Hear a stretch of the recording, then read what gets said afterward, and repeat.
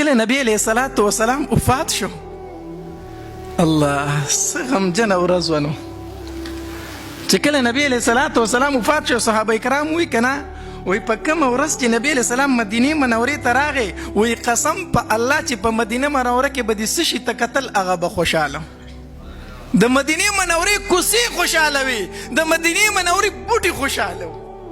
خو چې په کومه ورځ نبی علیه السلام وفات شو کنه، په مدینه منوره کې توره تیاره وه، هر شي ته به چې د کتل هغه غمجن و، چې هر څیز ته به د کتل هغه خفه و. نو نبی علیه السلام چې په کومه ورځ وفات شو، ابوبکر رضی الله عنه نبی علیه السلام چېرته لیږلی و، په اجازت باندې بار ته تللی و. د عمر رضی الله تعالی عنه دماغو بالکل کار پرېښود، کار یې پرېښودو، توره یې راواغسته او داسې کړس یې وله ورکړو، منبر ته وختو. وی خلک وی دا منافقین، وی دا منافقین وی چې نبی علیه السلام وفات شوی دی، وی زه دا خبره خو دې څوک وکړي، وی زه دې سر وم سر. وی نبی علیه الصلاة والسلام د الله ملاقات له تللی، څنګه چې موسی علیه السلام کوهي تور ته تللی و. نبی علیه السلام وفات شوی نه دی، دا وی د منافقینو یو پروپاګانډه خوره کړې ده. دماغ یې کار پرېښود د عمر رضی الله تعالی عنه. علي رضی الله تعالی عنه بېهوشه شو، بس هغه بېهوشه پروت دی.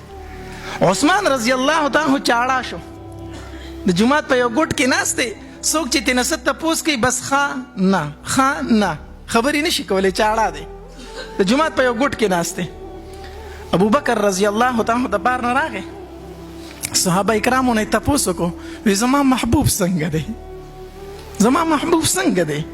صحابه کرامو یې نشو ویلی. وی ولې نشي ویلی؟ وی چې سوایو عمر توره رایستلې ده، عمر توره رایستلې، څوک نوم نشي اخیستی. ډاریک ورغی او د خپلې لور کوټې ته ورغی، د عایشې بیبي چې وایي کتل په نبي علیه الصلاة والسلام باندې څادر پروت دی، دا څادر یې دې اوچت کو او په نبی علیه السلام را پرېوته او په دې تندي ښکل کو، وی طبت حیا و میته، و زما محبوبه څومره په ژوند ښکلی وې، څومره په وفات ښکلی یې، چې په ژوندانه څنګه ښکلی وي، په وفات د هغې نه ډېر ښکلی وي.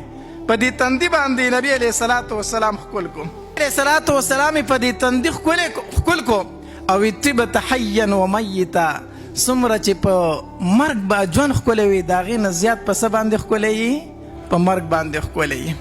او بیا بار ته رووتو مسجد ته، چې مسجد ته رووتو، عمر رضی الله تعالی عنه ته وی راکوز شه د منبر نه، وی نه کوزېږم، وی راکوز شه، وی نه کوزېږم.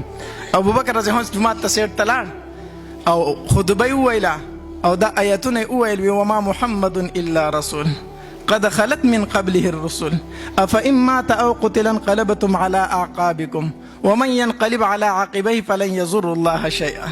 نبی علیہ الصلاة والسلام چې دا پیغمبر دی، بنده دی، د الله بنده دی او رسول دی، صرف باقی ذات هغه د الله ذات دی. کو نبی علیہ السلام د دنیا نه لاړو، تاسو به څه کوئ؟ دین اسلام به پرېږدئ؟ دا آیاتونه یې وویلو. عمر رضی الله تعالی عنه یوازې پاتې شو، ټول خلک لاړ، چا ته کېناستو؟ ابوبکر رضی الله. عمر رضی الله عنه فرمایي وی قسم په الله په دغه ورځ باندې وي ما د آیتونه چې واورېدم چې دا نن نازل شو، چېرته وی د ذهنه مې د آیتونه وتي وو، ما چې دا نن نازل شو. داسې د نبی علیه الصلاة والسلام سره د صحابه کرامو څه وه؟ مینه وه، عشق و. نو خبره مې دا کوله چې د داسې پروګراماتو مقصد او مطلب هغه د نبی علیه الصلاة والسلام سره څه پیدا کولی؟ عشق پیدا کولی، محبت پیدا کولی. ځکه بغیر د دین انسان مسلمان پاتې کېدی نشي چې د نبی علیه السلام محبت او مینه په زړه کې وینه. پوهېږئ که نه پوهېږئ؟